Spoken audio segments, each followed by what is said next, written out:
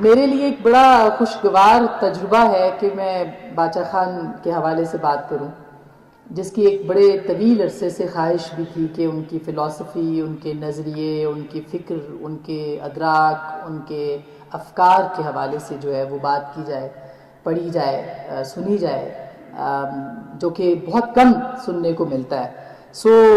جب میرا پہلا تعارف باچا خان کے ساتھ ہوا تو بہت زیادہ عمر نہیں تھی، شعور کی پہلی منزلوں پہ تھے، یعنی کالج میں تھے، اور ہماری کچھ دوست خواتین تھیں جو کہ اے این پی یا باچا خان کے فلسفے پہ بہت یقین رکھتی تھی، ان کے ساتھ بہت بحث ہوتی تھی۔ تو جو پہلا تعارف ان سے ہوا، اس سے پہلے جو تعارف تھا وہ یہ تھا کہ جو انفارچونیٹلی ضیاء الحق کے دور میں پیدا ہونے والے ہر بچے کو بتایا گیا تھا، غدار، کافر اور سرحدی گاندھی اور یہ وہ سب جو کہ باچا خان کے ساتھ لاحقے لگائے گئے تھے اس زمانے میں، اور انفارچونیٹلی آمریتوں میں ان سارے حوالوں کو جو ہے بہت زیادہ پروموٹ کیا گیا۔ اس کی وجہ یہ تھی کہ باچا خان جو تھے ان کی فکر اور سوچ اتنی آزاد تھی کہ آمریت کو اس سے خوف آتا تھا، اور اس خوف کی وجہ سے اس سوچ پہ پہرے لگانے کی کوشش کی گئی، اور جب سوچ پہ پہرے لگائے گئے تو ظاہر ہے کہ جس طرح سے پاکستان کے سیاستدانوں یا بہت سارے رہنماؤں کے بارے میں ایک غلط مہم چلائی جاتی ہے، اس مہم کا شکار باچا خان کو بھی بنایا گیا۔ لیکن وہ اتنے بڑے تھے کہ ان کو کوئی فرق نہیں پڑا۔ باچا خان کی فکر اتنی اونچی تھی کہ بونے ان کو چھو نہیں سکے۔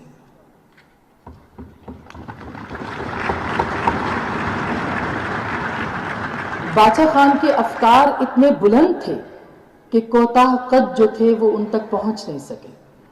کم فہم، کم علم، ان کی سوچ، ان کے افکار، ان کے آدرش جو تھے ان کا ادراک نہیں کر سکے۔ تو مجھے کہنے دیجئے کہ ایک بہت بڑی شخصیت کے اوپر ہم جیسے کم علم اب بول رہے ہیں، تو معاف کر دیجئے گا کہیں پہ اگر کچھ بھول چوک ہو جائے۔ باچا خان غدار تھے؟ باچا خان غدار نہیں تھے، باغی تھے۔ باغی اور غدار میں بڑا فرق ہوتا ہے۔ غدار اپنی قوم، اپنے ملک، اپنے وطن، اپنے آئین، اپنے افکار کا غدار ہوتا ہے۔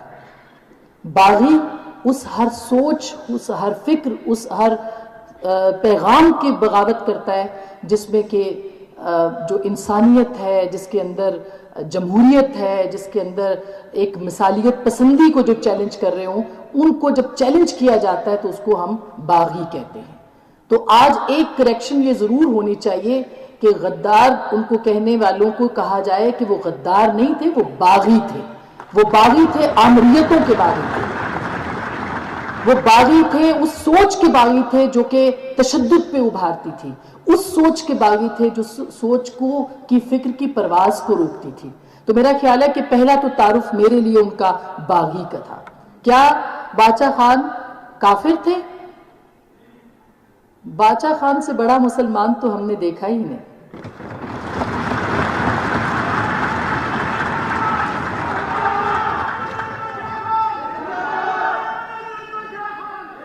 اور میں ایک پنجابی ہوتے ہوئے یہ بات کر رہی ہوں کیونکہ میں نے ان کو سمجھا ہے کسی حد تک، اس لیے میں یہ بات کر رہی ہوں۔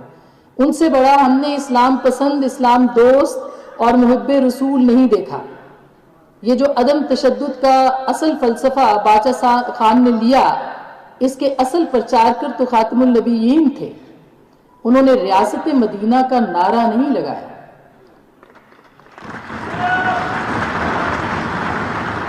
انہوں نے ریاست مدینہ کا نعرہ نہیں لگایا، ایک محب رسول کی طرح عمل کر کے دکھایا۔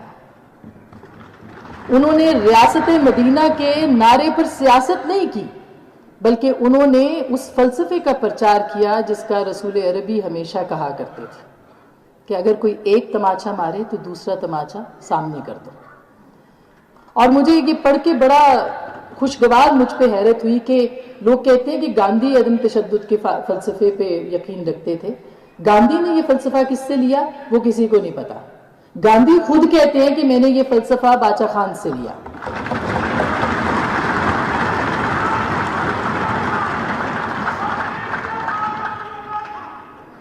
تو یہ جو ایک فلسفہ ہے، اور پھر ایک ایسے معاشرے میں زندہ رہ کے، ایک ایسی جگہ پہ بیٹھ کے جہاں پہ اسلحے کو زیور سمجھا جاتا ہو، جہاں پہ روایت کو مذہب سے زیادہ بڑا درجہ دیا جاتا ہو، جہاں اقدار جو تھے وہ اتنے سخت ہو جائیں کہ آپ کے نظریات پیچھے رہ جائیں، اس معاشرے، اس ماحول کے اندر بیٹھ کے عدم تشدد کا وہ فلسفہ دینا کہ سامنے ہتھیار پڑا ہو اور ان کا حامی، ان کا فالوور اس ہتھیار کو پکڑے نہیں، اس سے بڑا سیلف کنٹرول کیا ہوگا؟ اس سے بڑی جدوجہد اور جہاد کیا ہوگا کہ آپ اس بات کے اوپر یقین رکھیں کہ آپ کا اسلحہ، جو آپ کا زیور ہے، وہ آپ کے سامنے پڑا ہے، لیکن آپ نے اس کو اٹھانا نہیں ہے۔ یہ پختون کے لیے اس سے بڑا چیلنج باچا خان نے کوئی دیا نہیں تھا۔ اتنا بڑا چیلنج، اتنا بڑا کام کہ آپ نے پختون کا زیور سائڈ پہ کرا دیا اور آپ نے کہا کہ چلو اب اپنی سوچ سے لڑو، اپنے بیان سے لڑو، اپنے انداز سے لڑو۔ یہ ولی کیا کرتے ہیں، یہ کام انسانوں کے نہیں ہیں، انسانوں میں چھپے ولیوں کے ہیں۔ ایک ایسی فوج بنا دی جو یہ نہیں کہتی تھی گراؤ، جلاؤ، آگ لگاؤ، بلکہ ایک ایسی فوج بنائی جو کہتی تھی کہ ہم خدا کے خدمتگار ہیں اور ہم خدا کے پیغام کو، محبت کے پیغام کو، انسانیت کے پیغام کو، عدم تشدد کے پیغام کو پھیلانا چاہتے ہیں۔ روشن خیالی کی بنیاد رکھی، سوچ پہ لگے ہوئے پہروں کو اٹھانے کی کوشش کی، اور یہ باچا خان جو تھے انہوں نے اس فلسفے کی بنیاد رکھی جو کہ پختونوں کے لیے خواب تھا، وہ تعبیر لے کے آئے۔ خدائی خدمتگار انہوں نے بنا دیے جو کہ جگہ جگہ خدا کا پرچار کرتے تھے عدم تشدد کے فلسفے کو بتا کے، لیکن ساتھ میں چیلنج کرتے تھے۔ دیکھیے تاریخ میں وہی لوگ نام بناتے ہیں اور انہی سے لوگوں کو خوف آتا ہے، انہی سے لوگ خوفزدہ ہوتے ہیں جو اپنے ہاتھ کا استعمال صرف قلم کی حد تک کرتے ہیں، اپنے ذہن کا سوچ کی حد تک کرتے ہیں، اپنے زبان کا الفاظ کی صورت کرتے ہیں۔ اس سے بڑی نہ جنگ ہے، اس سے بڑا نہ کوئی جہاد ہے، اور نہ ہی اس سے بڑی کوئی جدوجہد ہے جو کہ بغیر ہتھیار کے کی جاتی ہے، اور اسی سوچ کو، اسی افکار کو، اسی نظریے کو، اسی بیان کو جو ہے وہ کنٹرول کرنے کی کوشش کی جاتی ہے، اور یہی باچا خان کے ساتھ ہوا، ان کو اسی طرح سے کنٹرول کرنے کی کوشش کی۔ تو خوف باچا خان کے نظریے سے تھا، کن کو؟ جنہوں نے اپنے تشدد کی بلبوتے کے اوپر جو ہے وہ سیاست کرنے کی کوشش کی۔ خوف اس سوچ کے ساتھ تھا جو کہ چیلنج کرتی تھی کہ ہتھیار کے بغیر بات کر کے دکھاؤ، ہتھیار کے بغیر اپنا پرچار کر کے دکھاؤ، ہتھیار کے بغیر اپنی سوچ کو پھیلا کے دکھاؤ۔ تو یہی ہوا آمریتوں کے دور میں، اسٹیبلشمنٹوں کے دور میں، یہی کچھ ہوتا رہا کہ اسی طرح سے آپ باچا خان کو کنٹرول کر سکتے ہیں، ورنہ وہ تو ایسی پرواز ہیں جو کہ آسمان تک جاتی ہے اور پھر انسانوں کے ذہنوں میں بیٹھ جاتی ہے۔ ایک سوچی سمجھی کوشش کے تحت پورے معاشرے کو شاہ دولے کا چوہا بنانے کی کوشش کی گئی، ان کے دماغوں کو جھکڑنے کی کوشش کی گئی۔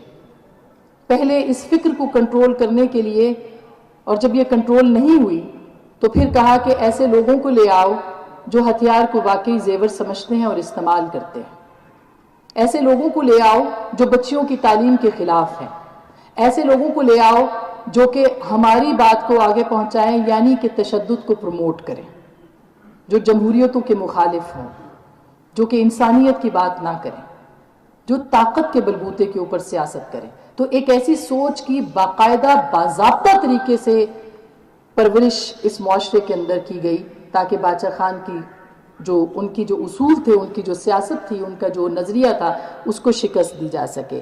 وہ خدائی خدمتگار بناتے تھے اور آج ہم نے خلائی خدمتگار بنائے۔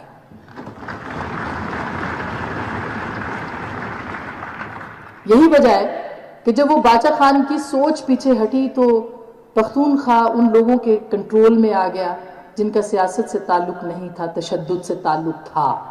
وہ جو سہولت کار تھے، وہ جو پیچھے بیٹھ کے ان کی سہولت کاری کرتے تھے، جو طالبانائزیشن پہ یقین رکھتے تھے، جو ان کو دفاتر کھولنے کی بات کرتے تھے، اور آج بھی ان کا گٹھ جوڑ جو ہے ان کے ساتھ ہے. یہ اسی صورت ہوا. اب اگر آج کے دور میں باچا خان ہوتے تو وہ کیا کہتے؟ میں یہ سوچ رہی تھی آتے ہوئے کہ باچا خان اگر آج کے دور میں ہوتے تو وہ کیا کہتے؟ وہ سوال پوچھتے کہ وہ پختونخوا کہاں گیا، جس پختونخوا میں ایک ایسا ورکر بھی تھا عبدالغفار خان کہ جس نے ہتھیار اٹھاتے ہوئے مجبوری میں وہ ہتھیار نہیں اٹھا پا رہا تھا، خودکشی کر لی، ہتھیار نہیں اٹھایا. ایک ایسا ورکر بھی تھا نا، تاریخ میں ملتا ہے ہمیں. تو باچا خان پوچھتے کہ آج وہ ورکر کہاں ہے، وہ لوگ کہاں ہیں جو کہ باچا خان کے فلسفے پر عملی یقین جو تھے وہ کرنے والے تھے. تو میرا خیال ہے مختصراً کہ آج اگر پختونخوا کی سیاست کو دیکھیں، پختونخوا کے معاشرے کو دیکھیں، تو آج ہمیں باچا خان کی پہلے سے کہیں زیادہ ضرورت ہے. اور اس کی وجہ وہ فلسفہ ہے، وہ نظریہ ہے، وہ سوچ ہے جو کہ آج ایک مرتبہ پھر جب خیبر پختونخوا میں دہشت گرد اکٹھے ہو رہے ہیں اور ان کے سہولت کار بھی اکٹھے ہو رہے ہیں، تو اس نظریے کو شکست دی جائے اور یہ بتایا جائے کہ باچا خان جو ہے وہ آج بھی زندہ ہے. اب ہم دیکھ کیا رہے ہیں کہ خیبر پختونخوا میں جو ابھی پشتو میں کچھ بھائی میرا بول رہا تھا، مجھے سمجھ میں نہیں آئی، لیکن جو جگہ جگہ لوگ نکل رہے ہیں، باجوڑ میں، سوات میں، اپرائزنگ ایگزیکٹلی جو یہ ہو رہی ہے، یہ جو وزیرستان میں نکل رہے ہیں کہ جیسے ہی ان کو لگتا ہے کہ دہشت گرد دوبارہ اکٹھے ہو گئے ہیں تو وہ سب کے سب جو ہے وہ سڑکوں پہ نکل رہے ہیں. ان کے پاس شاید رہنما نہیں ہے، وہ خود نکل رہے ہیں. اس کا مطلب یہ کہ وہ باچا خان کے فلسفے پر آج بھی اس کے پیروکار ہیں. ان کے ہاتھوں میں اسلحہ نہیں ہے، ان کے پاس کوئی ہتھیار نہیں ہے، لیکن جب وہ باہر نکلتے ہیں بازار میں اور وہ چیلنج کرتے ہیں دہشت گردوں کو نہتے، تو اس کا مطلب یہ ہے کہ وہ باچا خان کے آج بھی ماننے والے ہیں. تو پھر ان کو راہبر چاہیے، ان کو رہنما چاہیے، ان کو فلسفہ چاہیے، اس فلسفے کا پرچار چاہیے، وہ نظریہ چاہیے جو کہ باچا خان دے کے گئے تھے. تو سمیٹتے ہوئے گفتگو کو میری درخواست ہے کہ باچا خان کو پنجاب میں بھی پڑھایا جائے.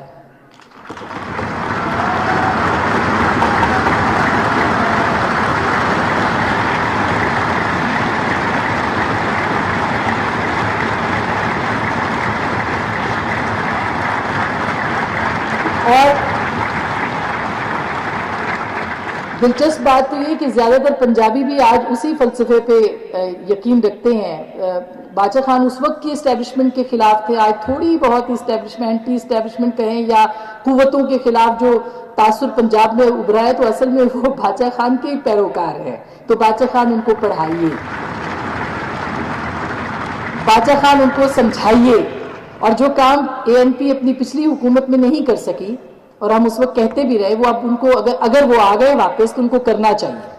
اور وہ کیا کام ہے کہ سلیبس کا حصہ بنائیے باچا خان کو. اور احمد ولی خان صاحب یہاں پہ ہے نہیں، ہیں پیچھے کھڑے ہیں، خدائی خدمت گار ہیں، آج اسی طرح سے خدائی خدمت گار رہے ہیں. اور یہ سلیبس کے اندر ملالہ کو بھی پڑھائیں.